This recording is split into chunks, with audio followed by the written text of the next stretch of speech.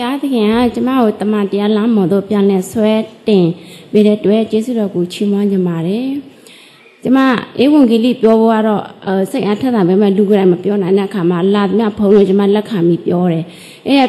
။လာပြီဆိုလို့ရှိရင်လည်းယောက်ျားမိန်းမကြမရွေးပြောတယ်။ပြောတဲ့အခါကျကျမတွေ့ချင်းပေါ့နော်မိသားဖွဲ့ပြီးတာနဲ့ပြောကြတော့လူတွေကနောက်ဆုံးနောက်တော့တယောက်ကြံခဲ့တယ်။တယောက်ကြံခဲ့တယ်နောက်ပြီးတော့တီတာမတိုင်ခင်ပေါ့နော်ဘုရားသခင်ကနှုတ်ဘတော့ရော30နှစ်စကားပြောတယ်ပေါ့နော်တခိုးသည်စာရမဏသည်ခိုးခြင်းတတ်ခြင်းဖြစ်စီခြင်းကလာတယ်လို့သူပြောထားတယ်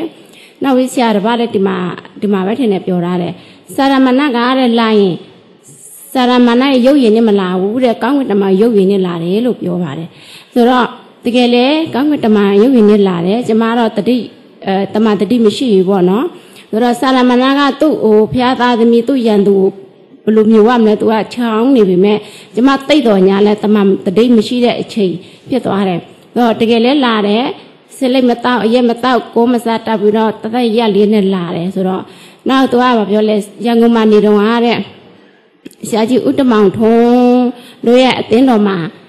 သူရောက်ခဲ့ဘူးတဲ့တင်္ခါရမအစင်ထာဝရဆိုတဲ့တရားတွေလည်း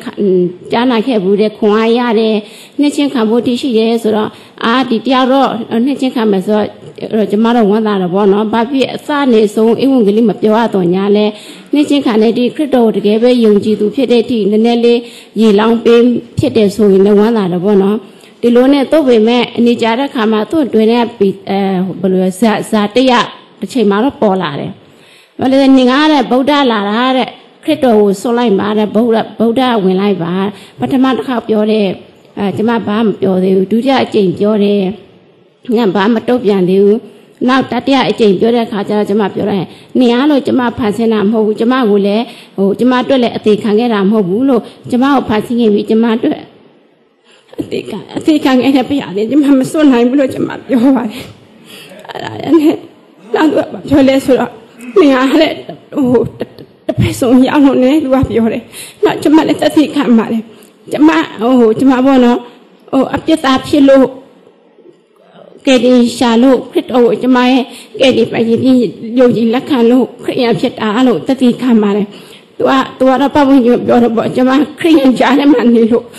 ခရစ်ယာန်ဖြစ်တယ်။နောက်တငါတဲ့ကြားမှာနေလို့တငါတယ်ဖြစ်တယ်လို့သူကတော့အဲ့လိုပြောတယ်ကျမဘလို့ပဲတတိကံသူကကျမတစ်ဖက်ဆုံးရတယ်လို့ပြောမဲ့ဒါပေမဲ့ကိစ္စမရှိဘူးပြောပါစီပေါ့အဲ့ဒီစုံစမ်းတဲ့တဝိုင်းမှာဖျားနေကျမနှုတ်ဘတော်တစ်ပတ်နဲ့ခွာပေးတယ်ယေရမိအနာဂတိအခန်းကြီး19အငယ်9ကနေ9ထိပ်ပေါ့9မှာကျတော့လူကိုကိုးစားခြင်းအပြင်စိတ်နှလုံးအဖျားခြင်းထိုင်တော်ကနေထွက်သွားတဲ့သူအားတဲ့ကြိတ်ချင်းအမင်္ဂလာကိုခံတော်သူဖြစ်တဲ့အကြောင်းအငယ်ခုနှစ်ကြတော့ထာဝရဘုရားကိုကိုးစားတော်သူထာဝရဘုရားကိုမိမိကိုးစားရအကြောင်းဖြစ်တော်သူဒီကောင်းကြီးမင်္ဂလာကိုခံတော်သူဖြစ်တဲ့အကြောင်းပေါ့နော်လူကိုကိုးစားခြင်းနဲ့ဘုရားခင်ကိုးစားတော်သူနောက်ကြိတ်ချင်းအမင်္ဂလာနဲ့ကောင်းကြီးမင်္ဂလာကိုသူရှင်တွဲပြထားတယ်အဲ့ဒါပြီးတဲ့အခါတချင်းတပုတ်အားဖြင့်ဒီမှာစကားပြောပါတယ်ဒီဘုရားเจ้าမှာဆိုတဲ့အခါကျတော့အဲ့တချင်းဟိုတယ်ကိုရောဒီကျွန်တော်ဤတိုးထေးဆိုတဲ့တချင်းဆိုတဲ့ခါကျတော့ကိုရောမှန်တယ်ကိုရောတမီးတိုးထေးဖြစ်တယ်လို့နှုတ်ကတော့ဝန်ခံခဲ့ပါတယ်သူ့မဲ့အသက်တာကိုမဆင်ချင်မေ့ဘူးပေါ့နော်အဲ့ဒီဖြစ်ပြက်ပြီးတဲ့နောက်ဒီမှာကိုတယောက်တည်းကိုးွယ်တဲ့အချိန်မှလာအလုံးလုံးမှလုံးတချင်းနဲ့ဖျားရင်တတိပေးတယ်သမီးရဲ့နေကပြောတော့တိုးထိန်ဖြစ်တယ်လို့ပြောတယ်တဲ့ဒါပေမဲ့နေငါ့ကိုတိုးထိန်နေကနေရှေ့မှာထားပြီးနေကငါနောက်လိုက်တာမဟုတ်ဘူးတဲ့နေကငါ့ရှေ့မှာသွားပြီးငါ့ကိုနေရဲ့နောက်မှာထားတယ်ပေါ့နော်ကျမနေရယူမှားသွားတယ်ပေါ့ဆိုတော့အဲ့ဒီစကားသူစကားပြောတယ်နော်အဲ့အချိန်မှပဲအဲ့ဒီအဖြစ်ပြက်တွေတွေးကြုံမှပဲအဲ့တချင်းတပုတ်လုံးရဲ့စာသားတွေကကျမတို့တော်တော်လေးအတိတ်ပဲအလေးအနက်ဖြစ်လာတယ်နောက်ဆုံးအပိုက်ကြတော့မြတ်စွာရှိသမျှကိုစွာရှိသမျှကိုဝယ်မြည်ဆိုတဲ့အကြာကြတော့စာရမဏရဲ့လှည့်ပြားခြင်းကျမကွက်ကိုမြင်လာတယ်ဖျားတယ်ကျမတို့ဖန်ဆင်းထားတာအများကြီးတော့ရှိတယ်ပေါ့ဒါပေမဲ့အတိက3ချက်ကဖျားတယ်ကျမတို့အားဖြင့်ဖျားတယ်ဘုတ်ထင်ရှားဖို့ဖြစ်တယ်သို့တော့မထင်ရှားဘူးဖြစ်သွားတယ်နောက်နှုတ်တော်အတွက်စကားအတိုင်းအသက်ရှင်ဖို့ဖြစ်တယ်ကျမမလိုက်ရှောင်နိုင်ခဲ့ဘူးဖြစ်သွားတယ်နောက်ဆုံးအချက်ကဖျားသခင်ကိုချီးမွမ်းပြုကိုးဝယ်ဖို့ဖြစ်တယ် တချိန်တော့ကျမစာရမဏေလက်ထက်မှာရှိခဲ့ပါတယ်ခရစ်တော်မြတ်ခင်တော့ကစာရမဏေကိုကိုးကွယ်တယ်အားကိုးတယ်ဘောနော်နောက်တော့ခရစ်တော်ရဲ့အသွေးတော်အားဖြင့်ဖျားသားမြစ်ဖြစ်တဲ့အခါမှာစာရမဏေကိုကြောခံပြီးဖျားရှင်ကိုကိုးကွယ်တယ်ဆုတောင်းခဲ့တယ်ဆိုတော့စာရမဏေကျမကိုဖျားရှင်လက်ထက်ကနေပြီးတော့သူ့ကိုကိုးကွယ်ဖို့